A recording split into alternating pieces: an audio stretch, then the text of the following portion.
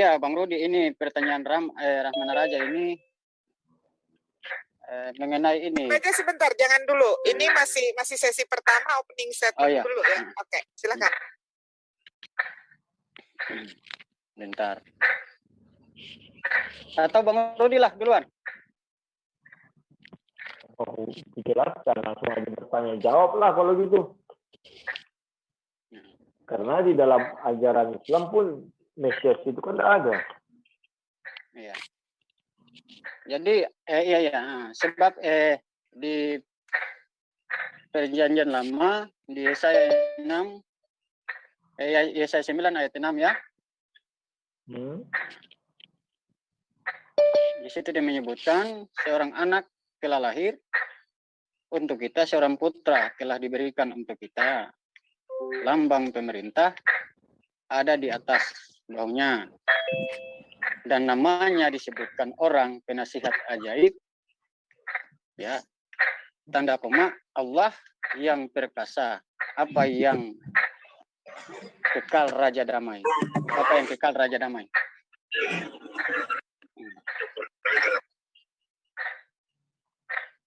Nah. Jadi itu yang bertukang siapa itu? Suara tukang. Tolong buat partisipan yang masuk di room ini di mute semua ya, karena ada suara-suara yang mengganggu peserta nih. Masih ada.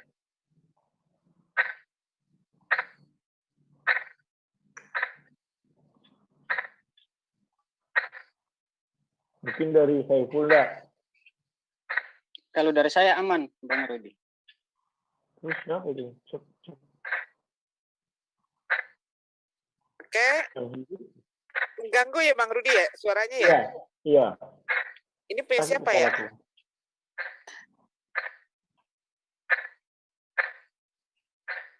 Bang Raja ada ini nggak ada suara benturan-benturan pukulan-pukulan kayak gitu nggak di sana?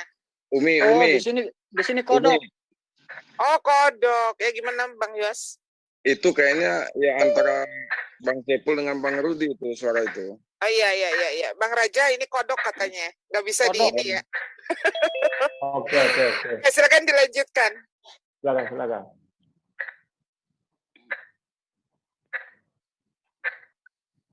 Silakan Saiful. Iya Bang Rudi, saya langsung bacakan ayat ini. Yesaya 9 ayat 6. Sebab seorang anak telah lahir untuk kita, seorang putra telah diberikan untuk kita. Lambang pemerintahan ada di atas bahunya dan namanya disebutkan orang penasihat ajaib, Allah Maha Perkasa, Bapa yang kekal Raja Damai. Apakah tujuan ayat ini merujuk kepada pribadi Yesus apa tidak, Bang?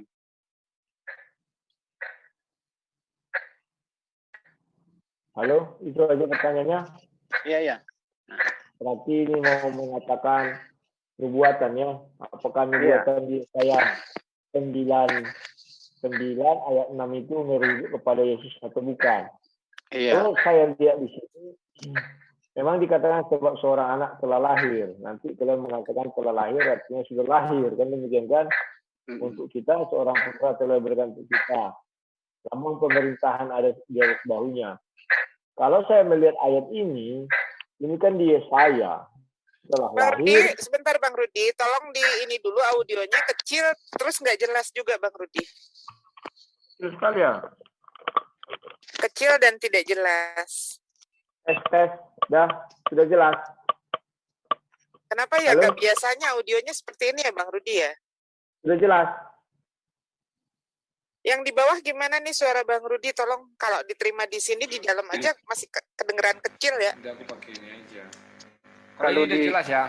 Ya kalau di sini jelas. Kayaknya lebih jelas nggak pakai deh Bang. Nah coba. Ya ini udah jelas ini ya. Nah ini bagus. Oke. Ya. Oke. Lanjut ya. Iya. Nah, sebab seorang anak telah lahir untuk kita, seorang putra telah diberikan untuk kita. Lambang pemerintahan ada di atas bahunya dan namanya disebut orang penasihat ajaib, Allah yang perkasa, Bapa yang kekal, Raja Damai. besar kekuasaannya dan damai sejahtera tidak akan berkesudahan di atas tahta Daud dan di dalam kerajaannya karena mendasarkan dan mengokohkannya dengan keadilan dan kebenaran.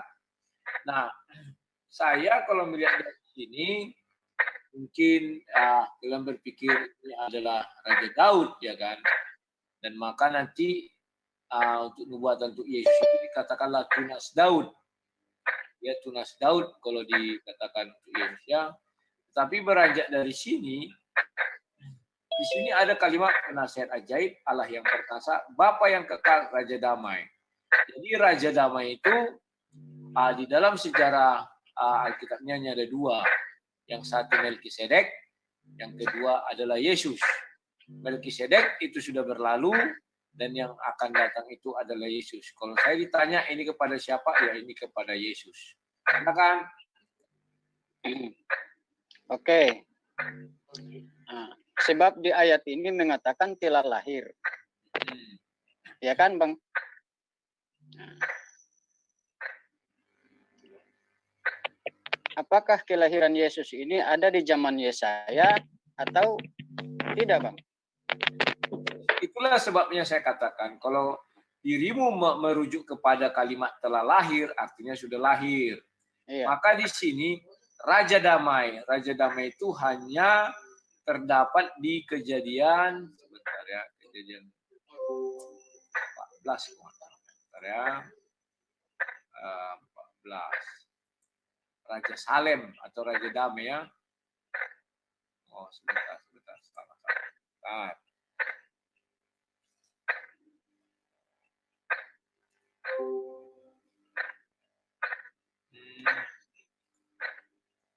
Sabar ya, bukan ini.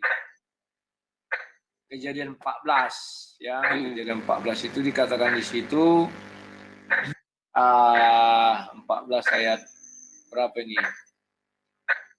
Ayat berapa ya? Sebentar. 14 ayat 18. Ya. Bang Rudi, kalau perlu dibantu untuk share screen bisa saya bantu, Pak. Itu Bang Rudi ya. Oke. Ya. Di sini ada Melkisedek, Raja Salem. Raja Salem ini kan Raja Damai, ya. Nah, kalau dikatakan yang sudah lahir, itulah Melkisedek. Tetapi yang akan datang itulah Yesus. Itulah sebabnya di Ibrani Ibrani 7 ya, sebentar ya. Ibrani 7 dikatakan di sana bahwa Yesus itu adalah disetarakan dengan Melkisedek. Mereka lah dua imam besar yang bukan dari keturunan Lewi. Oke, silakan. Iya. Jadi berarti kita belum bisa memastikan apakah nubuatan itu kita dudukan semata-mata kepada Yesus atau Melkisedek, ya, Bang? Sudah bisa dong. Kan sudah saya jelaskan, ada dua Raja Damai. Pertama itu Melkisedek, yang kedua itu Yesus. Baik Melkisedek maupun Yesus, itu kalau di Ibrani 7 sudah dijelaskan kesamaannya. Sama-sama Raja Damai, dan mereka sama-sama menjadi imam besar menurut hukum daripada Melkisedek, bukan menurut hukum daripada Yahudi itu sendiri bahwa harus kaum Lewi. Ya, silakan. Oke, terima kasih Bang Rudi. Bahwa saya mencari pengertian yang seperti ini supaya penonton juga bisa dapat pemahaman. Saya juga bisa dapat pemahaman.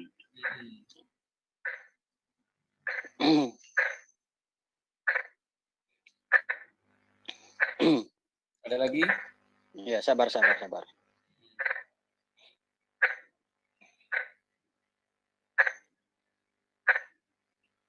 Ya, karena ada kesinambungan dengan Mika 5 ayat 2. Saya kira mungkin ada hubungannya. Tetapi engkau, hai Bethlehem Efrata, hai yang kecil di antara kaum-kaum Yehuda, daripadamu akan bangkit bagiku seorang akan yang memerintah Israel, yang permulaannya sudah sejak purbakala, sejak dahulu kala. Ini termasuk merujuk kepada dua oknum tadi lagi ya Bang. Mika berapa? Mika berapa? Mika 5 ayat 2. 5 ayat 2. Bentar ya. Kalau mengenai Yesus bukan hanya itu aja dibilang. Tunas Daud juga iya juga. Bentar ya.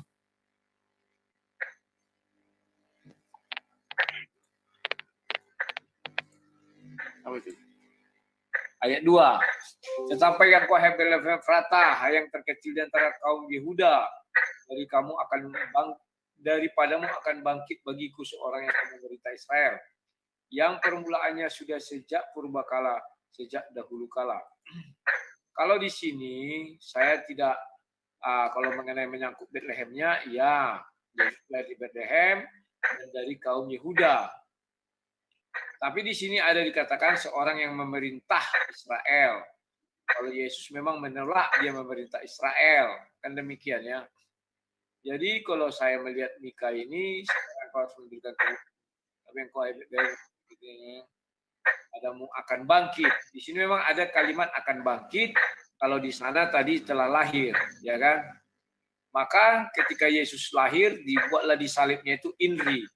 Inilah Yesus dari Raja orang Nazaret, ya. Sebenarnya sih Nazaret dibilang, tapi dia lahir di Bethlehem, ya.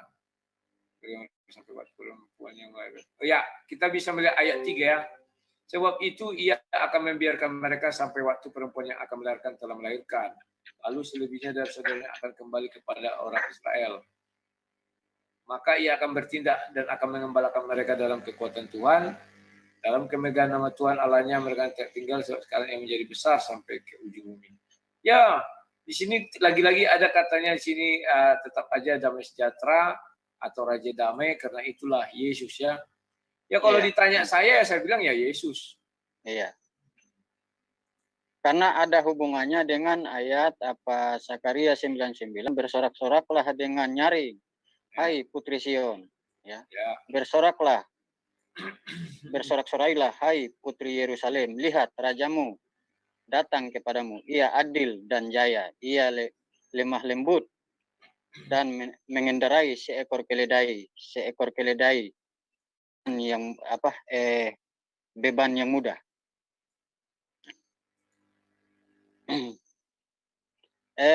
Dia seiring ya ayatnya mengenai konteks ini.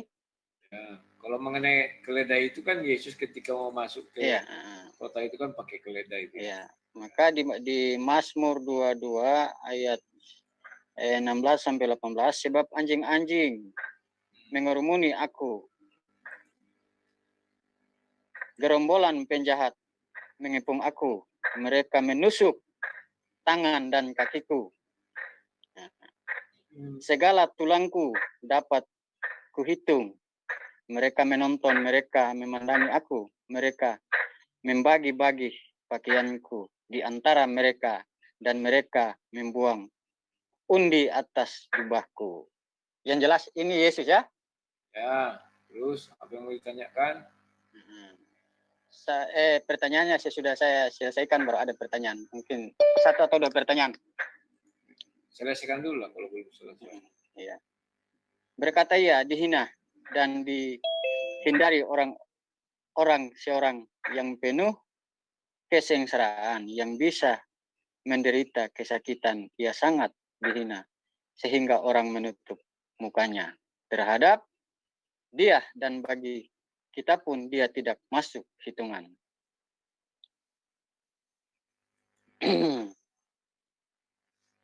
Bentar ya, saya cari lagi.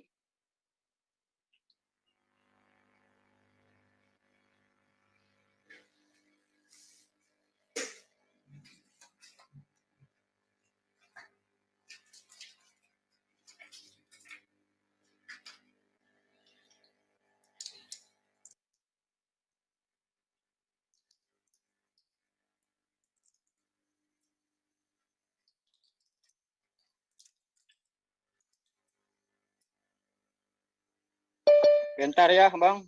Saya cari dulu.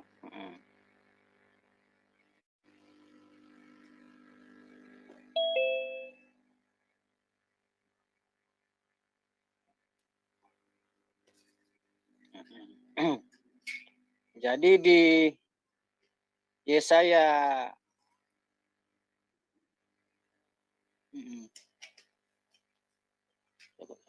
sabar.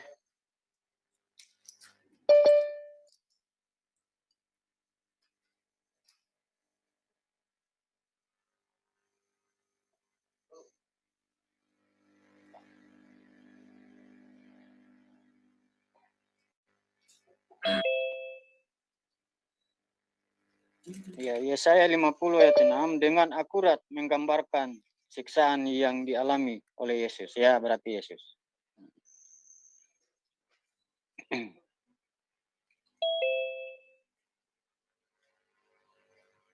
Zakaria 12. Sabar. Kecil sekali.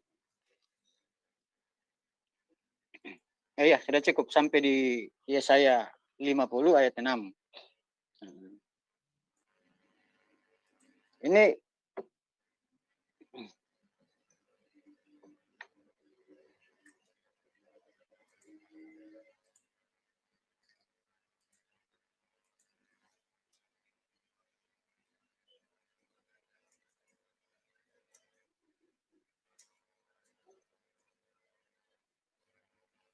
Halo? Iya, halo.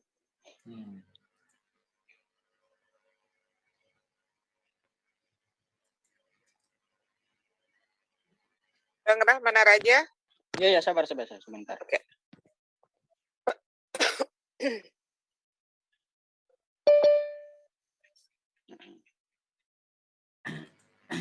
Jadi pertanyaan saya, Bang, apakah kehadiran ini, hadirnya Yesus ini sudah ditetapkan untuk disalibkan begitu? Atau ada alasan-alasan lain yang mungkin Abang bisa sampaikan untuk saya? Oh, ya jelas dong.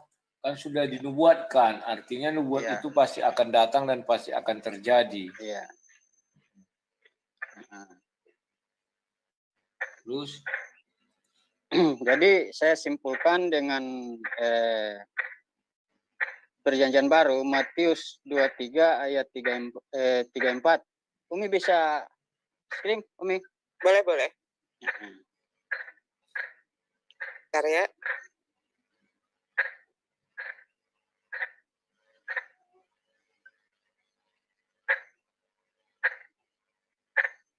Ayat apa, Bang? Matius 23 ayat 34.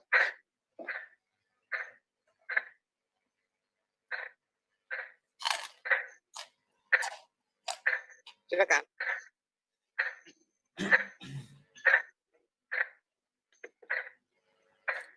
Sebab itu, lihatlah, aku mengutus kepadamu nabi-nabi, orang-orang bijaksana, dan ahli-ahli Taurat.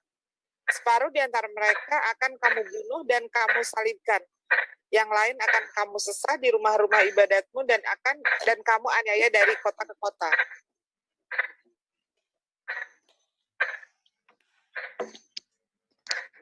Oke, Bang Rudi. Apakah ayat ini ditujukan kepada Yesus juga atau tidak? Ya.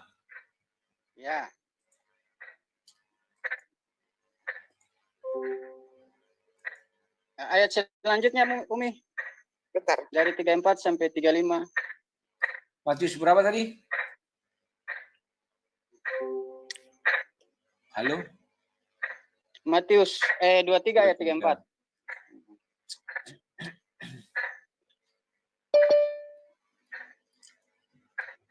Matius yang mana, Bang?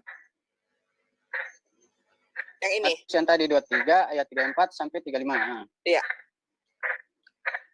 Supaya kamu menanggung akibat penumpahan darah orang yang tidak bersalah, mulai dari Habel orang benar itu sampai pada Zakaria anak berkahnya, yang kamu bunuh di antara 4 kudus dan mezbah.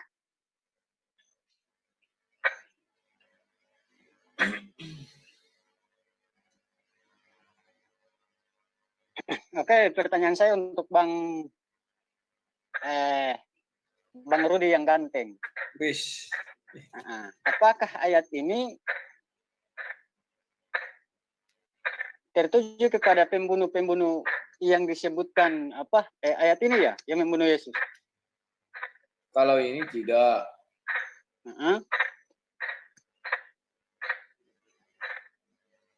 Halo? Ya. Iya. Terus? Karena di sini sangat membantah tentang konteks penyalipan tadi di atasnya, ayat sebelumnya. Apa dibilang sini? Di ayat berapa Bang? 34-nya? Yang 23, 34 tadi.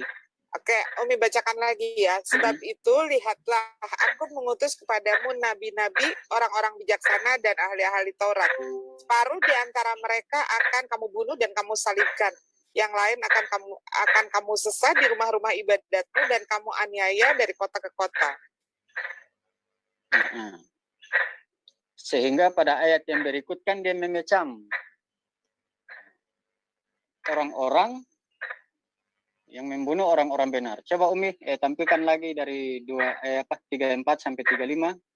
Ayat 35-nya, supaya kamu menanggung akibat penumpahan darah orang yang tidak bersalah, mulai dari Habil, orang benar itu, sampai kepada Zakaria, anak Barekyah. Dan kamu bunuh di antara tempat kudus dan mezbah. Di antara tempat kudus dan mezbah. Ya. Jadi di ayat 34 sampai 35 ini Bang, apakah dari 35 ke 3 dari 34 ke dari 35 ke 36 ini tidak tertuju kepada Yesus lagi ya? Tidak, itu tuh banyak nabi kan, nabi-nabi. Nabi-nabi artinya jamak, banyak. Oke, jadi pertanyaan saya, sebelum Yesus disalib, kira-kira nabi siapa yang sudah pernah disalib, Bang? Ya, kita nggak tahu, pasti ada.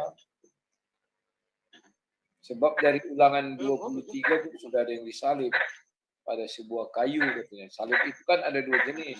Salibnya Yahudi dan salibnya Romawi.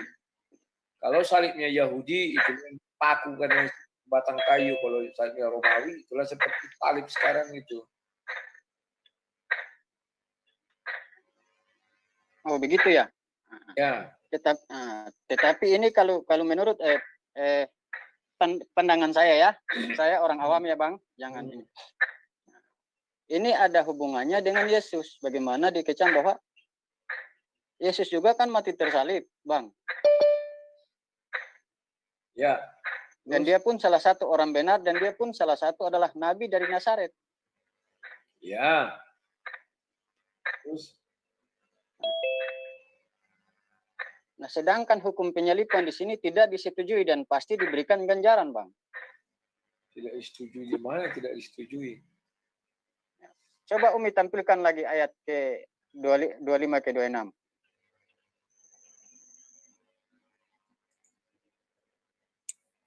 ke 36 ya? Iya. Ini ayat 36-nya, aku berkata kepadamu, sesungguhnya semua ini akan ditanggung angkatan ini.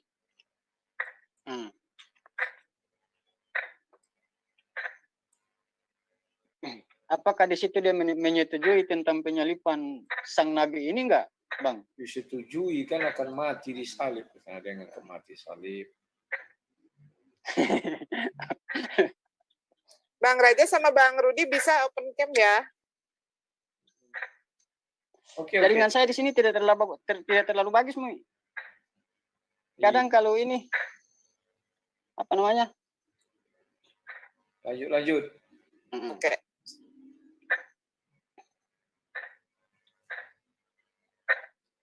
Bentar ya, Mi. Bentar.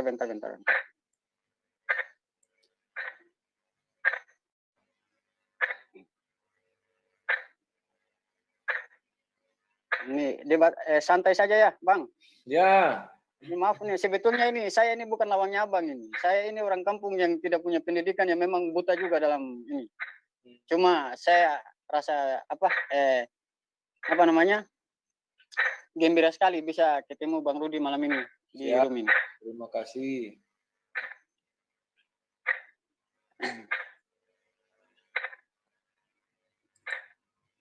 Bentar ya.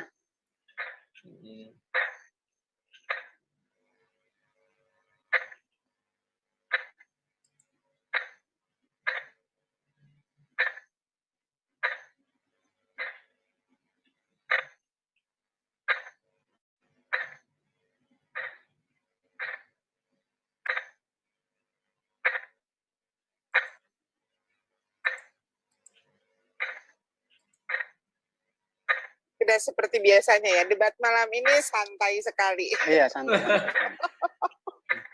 Karena udah hampir larut. Aduh, iya. Di sini juga kebetulan hujan, takutnya noise.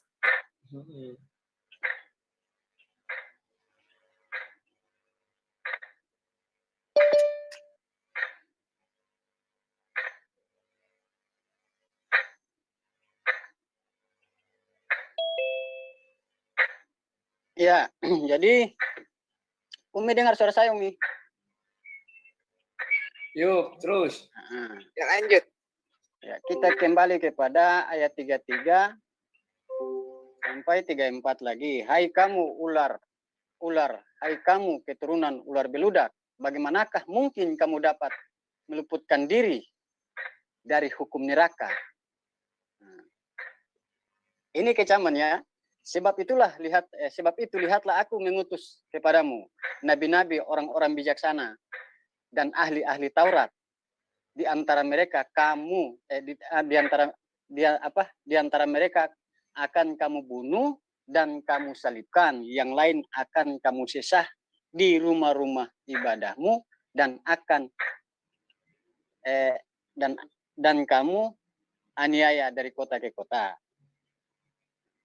Saya kira di dalam tiga atau keempat ayat ini dia mengecam orang-orang yang menyalibkan nabi-nabi itu, Bang. Ya, betul. Itulah sebabnya Yesus juga mengatakan kan nabi tidak diterima di tempatnya sendiri. Ada juga ayat itu. Luntus justru dari mana Abang bisa mengambil kesimpulan bahwa di saat Yesus disalibkan ini Bang Rudi mendapat keselamatan?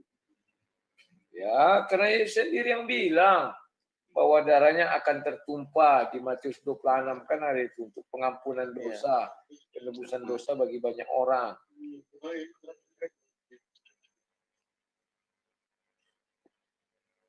Berarti Bang Rudi setuju ya Yesus dibunuh? Bukan setuju Yesus dibunuh, memang harus demikian. Tidak bisa kukatakan tidak, tidak bisa kukatakan iya. Memang harus demikian. Yesus sendiri mengatakan harus demikian katanya. Tidak bisa dibantah-bantah, tidak bisa dilarang-larang. Iya. Jadi ini yang membantahkan bukan Rahmana Raja ini, Bang. Tetapi kitab Abang sendiri yang membantah, sebagaimana orang yang membunuh nabi dan rasul atau orang-orang benar itu akan ditimpahkan akan ditanggungkan kesalahannya. Iya, kayak si Habel dengan si Kain. Apanya kan jadi si Kain kan tidak bisa kemanapun kau pergi, darah adikmu menggelora katanya kan. Ya sama lah dengan itu. Tetapi Yesus kan sebelum wafat kan, sebelum menyerahkan nyawanya kan meminta pengampunan bagi orang itu semua. Itu bedanya. Siapa yang meminta pengampunan, Bang? Yesus yang meminta pengampunan. Ya, kepada Bapa di surga. Bapa, ampunilah mereka sebab mereka tidak tahu apa yang mereka perbuat. Ya. Sebab kalau menurut pandangan dari ayat ini pandangan saya yang awam ya, Bang.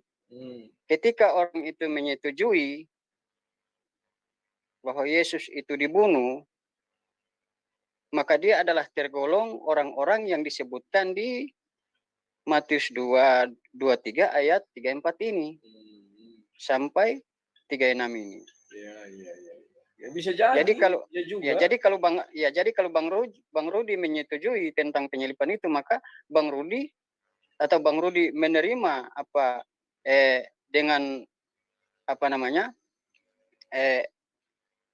akal Bang Rudi tentang ayat ini, berarti Bang Rudi tergolong orang-orang yang memang akan menanggung akibat itu. Ya, begitulah sekarang ini kan banyak juga manusia menyalibkan Yesus lagi yang kedua kalinya. Iya. Jadi begini, Bang. Sampai sekarang pun Yesus banyak disalibkan kok. Iya, karena kalau kita mau lihat dari konteks ini, Bang, ya, bahwa orang-orang yang sampai saat ini bisa saya katakan bahwa mereka bukan pengikut Kristus. Tapi kalau ayat ini ditanggapi Bang Rudi bahwa ini benar, berarti Bang Rudi bukan pengikut Kristus tapi pembunuh Kristus sesuai dengan konteks ayat ini. Kalau ayat itu berkata kan pada manusia saat itu, kan jelas dikatakan, sebab lihatlah aku mengutus kepadamu nabi-nabi. Lah sekarang nabi kan tidak ada diutus sama aku. Iya, memang tidak ada nabi yang diutus sama Bang Rudi lagi. Kecuali tapi Nabi Pausang.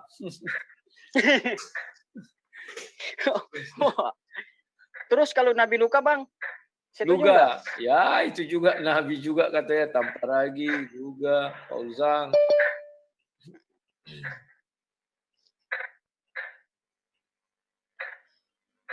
Jadi Bang Rudi setuju kan bahwa Bang Rudi tergolong orang-orang yang membunuh Kristus?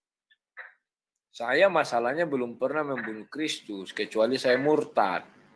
Maka Alkitab mengatakan kalau saya murtad sudah menyalibkan Yesus untuk yang kedua kali. Ya, jadi begini Bang. Ya. Sebab di sini ditekankan bahwa orang-orang yang membunuh Kristus itu kan ya, akan mendapat tanggungan. Ya. Lah Bang Rudi kan setuju dengan pembunuhan Yesus. Ya nggak mungkin nggak setuju lah. Karena pembunuhan itu sudah terjadi. Kecuali belum terjadi, aku nggak setuju. Iya. Oleh sebab itu kan berarti Bang Rudi tergolong karena meyakini bahwa Yesus itu terbunuh oleh kejahatan orang-orang yang membunuh utusan-utusan, orang-orang bijaksana dan menyalibkan mereka. Ya kan memang iya. Memang mereka membunuh. Tapi kalau dibilang apakah aku orang yang menyalibkan Yesus, kan sudah kujelaskan. Aku kan tidak murtad. Kecuali aku murtad, itu sama dengan aku menyalibkan Yesus. Oh begitu? Iya, ada ayatnya itu kan. Mana ayatnya Bang? Ntar aku carikan ya.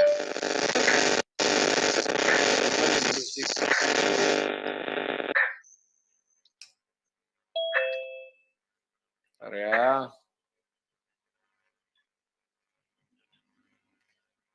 Nah ini Ibrani 6.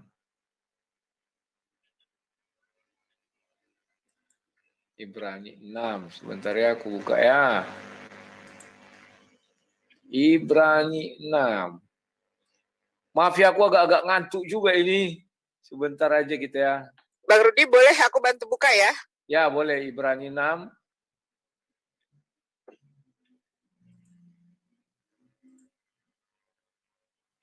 Ibrani 6 ayat 6.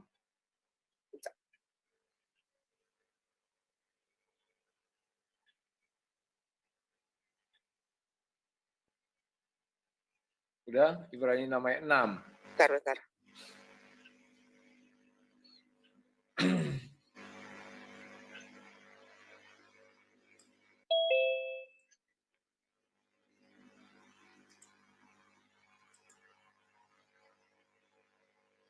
Ibrani 6 ayat 6 ya? Ya, 6. Nah, kan itu dijelaskan. Namun yang murtad lagi tidak mungkin diperbarui sekali lagi sedemikian hingga mereka bertobat. Sebab mereka menyalibkan lagi anak Allah bagi diri mereka dan menghinanya di muka umum. Aku kan tidak melakukan itu. Kecuali aku melakukan itu, ya betul aku menyalibkan Yesus lagi. Nah, berarti tanpa Bang Rudi sadari, berarti Bang Rudi mengakui penyalipan tentang yang kemarinnya. Tentang yang kemarin mana? Ya, yang tentang penyalipan Yesus, karena Bang Rudi cuma menyalipkan sekali saja nih, tidak kedua kali. Iya kan? Iya. Berarti kalau kita mau lihat dari apa ayat saya mau kutip dari pengakuan Bang Rudi, berarti Bang Rudi bukan berkata demikian. Oh iya. Yang kedua kali itu jika dia murtad terus bertobat, itu penyalipan pertama. Ya. Murtad lagi, bertobat lagi. Dan murtad lagi, itu penyalipan kedua. Jadi kalau murtad kita sama dengan menyalibkan Yesus. Berarti kalau murtad satu kali sama dengan kita salibkan dia yang kedua kali. Kalau murtad satu kali, itulah penyalipan Yesus yang di Golgota itu. Kan seperti apa? Penyalipan kedua, kalau kita murtad lagi, sudah bertobat, terus murtad lagi. Nah, itu penyalipan dua. Iya. menyalibkan lagi katanya. Bukan kedua ya, penting menyalibkan lagi katanya. Iya. Artinya kalau murtad penting kita menyalibkan lagi. Penyaliban pertama kan itulah yang baca tadi itu, nabi-nabi akan dibunuh. Kan udah dibunuh Yesus di Golgota. Ya, kalau kita murtad berarti menyalibkan lagi. Ya, berarti seiringnya dengan dijelaskan dengan ayat-ayat ini bahwa pembunuh-pembunuh nabi-nabi dan rasul itu ialah kaum Bang Rudi sendiri. Enggak lah, kami kan tidak membunuh nabi lagi. Kristen itu ada kan setelah para rasul, enggak para nabi lagi. Oh, Yesus tidak tergolong nabi ya, Bang? Yesus kan sudah naik ke sorga waktu Kristen ada di Antioquia. Oh iya. Ya oke lah, Bang, sampai di situ. Oke. Terima kasih. Abang sudah berikan tambah pemahaman. Ya, terima kasih